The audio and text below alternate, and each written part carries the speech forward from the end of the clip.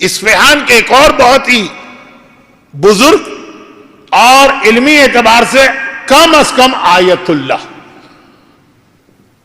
آج والے آیت اللہ نہیں، آج تو یہ القاب بھی اس طرح سے تقسیم ہو رہے ہیں جیسے مال غنیمت تقسیم کیا جا رہا ہے کہ آگے بڑھو لوٹ لو، لیکن واقعاً کم از کم آیت اللہ۔ اب واقعہ اتنا پرانا ہے، 200 سال کے مرجے کے لیول پہ تھے کہ نہیں یہ میں نہیں کہہ سکتا۔ آیت اللہ بہت طویل عمر بھی انہوں نے پائی اور آخری عمر میں نابینا بھی ہو گئے تھے، لیکن اتنی لمبی عمر اور حافظہ یا میموری بہت طاقتور تھی، پوری کتابیں ان کو الف سے یہ تک اول سے آخر تک زبانی یاد تھی، چنانچہ ان کے درس کے سلسلے بھی جاری رہتے تھے کسی حد تک۔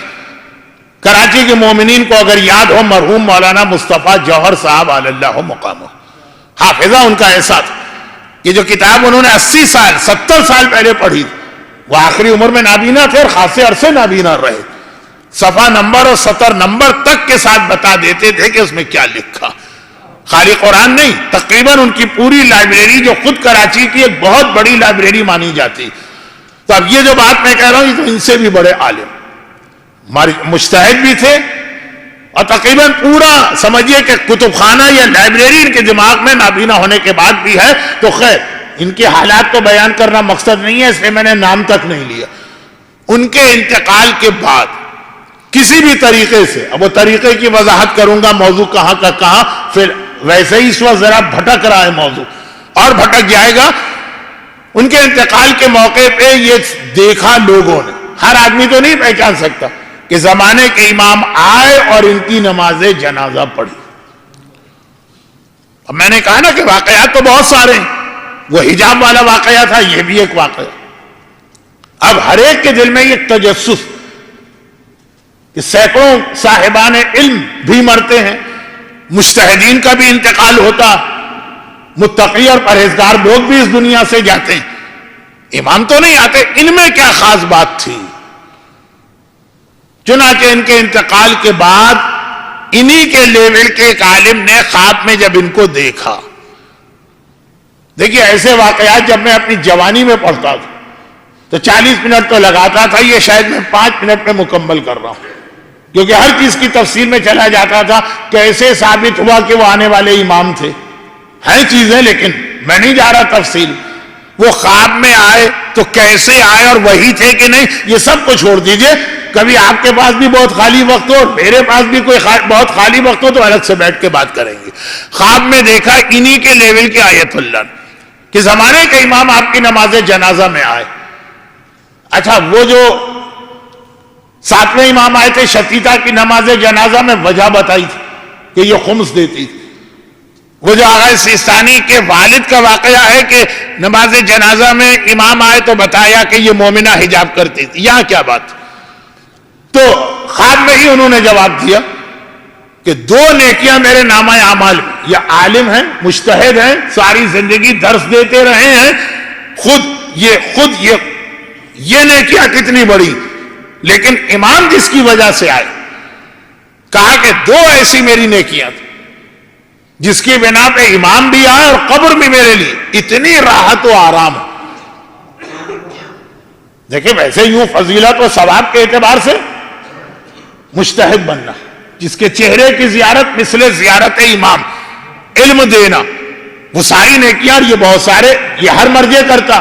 لیکن امام نہیں آتے، خاص 2 نیکیاں، اور دونوں چیزیں آپ کو لگیں گی بہت مشکل اور واقعاً بہت مشکل، لیکن وہ کل والے واقعے کو جو ایک عالم اور مرجے کا واقعہ ہے، ذرا امام کے واقعے سے ملا کے بات کو آگے بڑھا رہا ہوں۔ کہا پہلی نیکی، جب اس سے میں نے ہوش سنبھالا، یعنی بالغ ہونے سے بھی پہلے،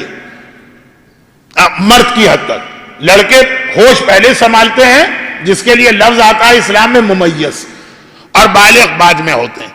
بچیاں بالغ پہلے ہوتی ہیں، سمجھدار بعد میں ہوتی ہیں۔ خیر یہ تو میں نے اس لیے کہا کہ الفاظ پکڑنے والے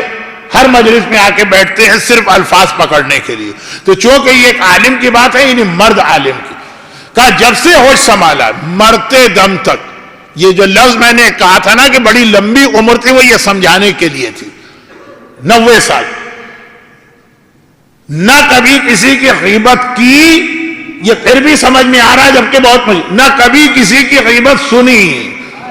میں آپ کو چیلنج کرتا ہوں کہ 1 مہینے آپ اس پہ عمل کرنے کی کوشش کریں کہ غیبت کریں تو چھوڑ، سننا نہیں. زبردستی ٹھوسی جاتی ہے کانوں کے اندر غیبت، بچ ہی نہیں سکتے. چلیں بہت بڑے لیول پہ پہنچ گئے، مجتہد بن گئے، اب آنے والے احتیاط کریں اور خاموش رہیں اور سب کچھ کریں تو سمجھ میں آتا ہے. ہوش سنبھالنے سے لے کر کا ایک تو یہ چیز، اور دوسری چیز یہ ہے کہ جب سے ہوش سنبھالا ہے مرتے دم تک میں نے کبھی کسی نامحرم عورت کو نہیں دیکھا. حتیٰ یہ جو اس واقعے میں ان کا جملہ ہے، اصل میں اس کو سمجھانا. 40 سال میں اپنے بھائی کے ساتھ ایک ہی گھر میں رہا، ایک گھر تھا، 40 سال میں اور میرا بھائی اسی گھر میں رہے، اور 40 سال جو میں اس گھر میں رہا، 40 سال اپنی بھاوج کے ساتھ، 40 سال میں ایک بار میں نے ان کے چہرے پہ نگاہ نہیں کی، ان تک کو نہیں دیکھا جو ہر وقت گھر میں رہنے والی. کل بات ہو رہی تھی پڑوس کی، اب تو گھر کے اندر کی بات. کہا کہ یہ 2 نیکیاں اللہ کو اتنی پسند آئیں، بلکہ اصل لفظ میں بدل دوں کہ اتنے زمانے کے امام کو اتنی پسند آئیں کہ خاص اس کی وجہ سے میری نمازیں نہیں، میرے روزے نہیں، میرے حج نہیں، میری مرجعیت نہیں، میرا علم پھیلانا نہیں، وہ بڑی بڑی نیکیاں، لیکن جو امام کو چیز بہت پسند آ رہی. کہ یہ 2 چیزیں ایسی جس کی بنا پہ امام خود مجھ سے یہ فرماتے ہیں میری موت کے بعد کہ تم نے اتنا مجھے خوش اور راضی کر دیا کہ میں دنیا میں جہاں بھی تھا وہاں سے میں تمہارے جنازے میں شرکت کے لیے آیا. تو واقعاً اسلام یہ 2 چیزیں. اور ایک بار پھر ذرا سا آپ کے ذہن متوجہ کروں کہ ان 2 چیزوں کا اصل عنوان سے تعلق بھی ہے عورت کی عظمت.